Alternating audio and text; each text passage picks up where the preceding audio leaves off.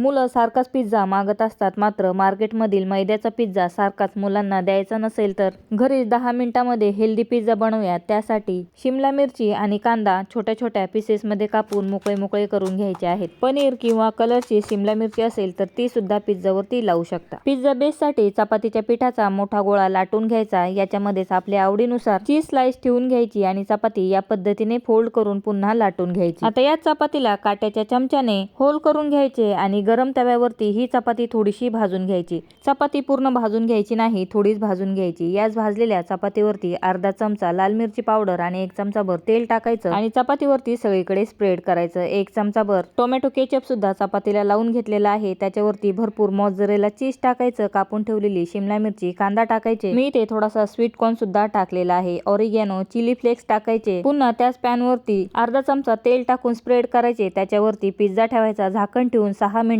Low flame वरती पिझ्झाला वाफ काढून घ्यायची। 10 मिनिटांमध्ये मार्केट सारखा परफेक्ट पिझ्झा तयार झालेला आहे। फुल व्हिडिओ पोस्ट केलेला आहे।